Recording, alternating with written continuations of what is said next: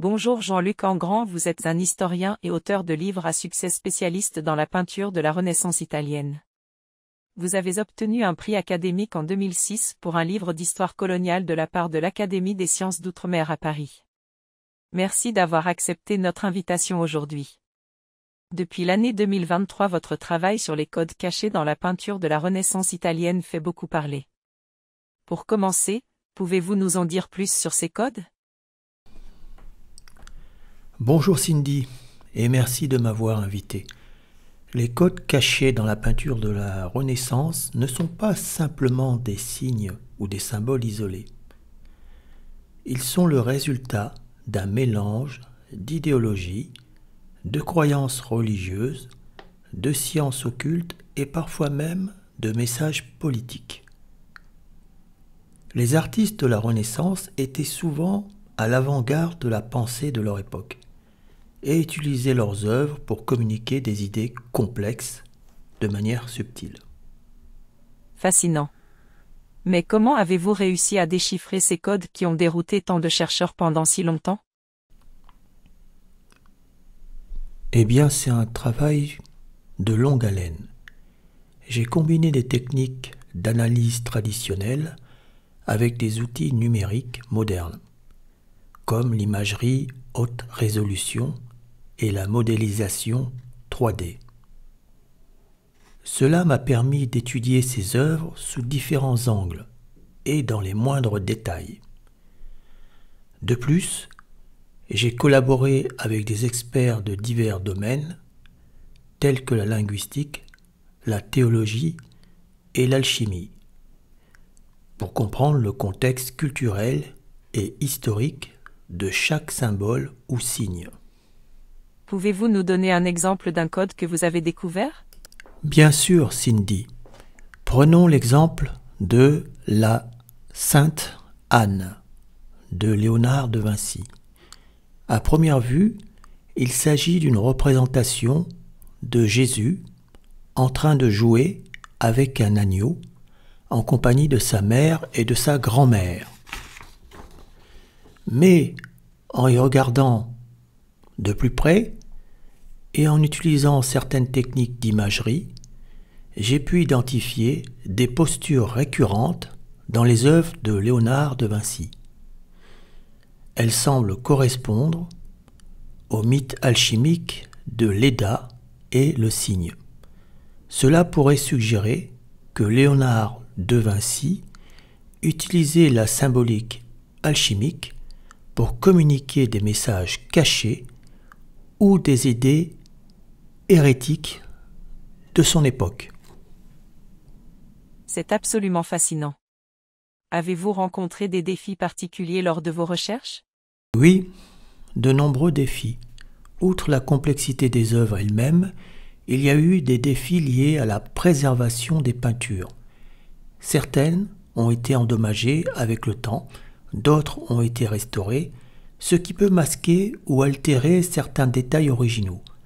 De plus, il y avait toujours le risque d'interprétation subjective.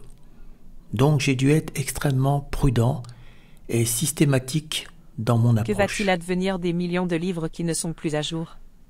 Eh bien, il va falloir que les éditeurs les fassent réécrire, et pas que, puisqu'il y a aussi les cours d'histoire de l'art sur la Renaissance dans toutes les universités qu'il faut revoir de fond en comble. Comment expliquez-vous que vos collègues n'aient pas su décoder ces peintures ? Un certain nombre l'ont fait partiellement pendant des siècles, et surtout au XXe siècle. Ils ont su percevoir et décrire la forme la plus simple de ces codages, que l'on appelle des attributs. Il existe de nombreux dictionnaires iconographiques qui décrivent parfaitement la signification symbolique de tel ou tel objet que l'on voit au milieu des peintures. Mon apport va beaucoup plus loin qu'un travail de compilation d'objets à caractère symbolique. Je fais découvrir un ou plusieurs récits dans une peinture qui utilisent des icônes comme des mots dans une phrase. Une véritable grammaire. Une grammaire dont les mots seraient des objets, des icônes. Il s'agit donc d'un ou plusieurs récits ? Oui, exactement. Et ces récits racontent des histoires en lien avec la foi judéo-chrétienne. Et ils la combinent avec la spiritualité des alchimistes ainsi que la mythologie antique, dans la majorité des cas. Léonard de Vinci est un cas à part. C'est vraiment un hérétique qui a une relation compliquée avec le judéo-christianisme. En quoi sa relation avec le judéo-christianisme est-elle compliquée? Il est tout bonnement un hérétique qui semble affirmer que le Messie n'est pas Jésus, mais Saint Jean-Baptiste.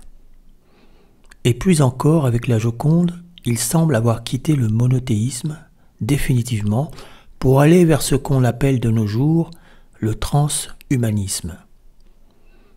Son transhumanisme consiste à affirmer que l'humanité parfaite serait hermaphrodite, donc une fusion des deux sexes, et qu'elle aurait pour destin de s'asseoir sur le trône de Dieu grâce à la science. Rien que ça, c'est ambitieux et dangereux. Si je vous comprends bien, la créature que nous appelons Joconde serait un hermaphrodite assis sur le trône de Dieu?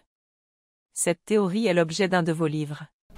C'est bien ça, et c'est bien pour cela que j'ai nommé mon livre « Ultime blasphème », Léonard de Vinci. Est-il disponible aux USA?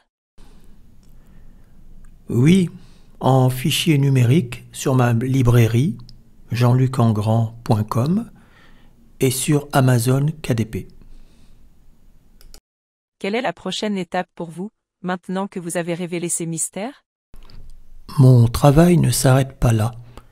Je souhaite approfondir mes recherches, étudier d'autres œuvres de la même époque et peut-être découvrir d'autres codes cachés.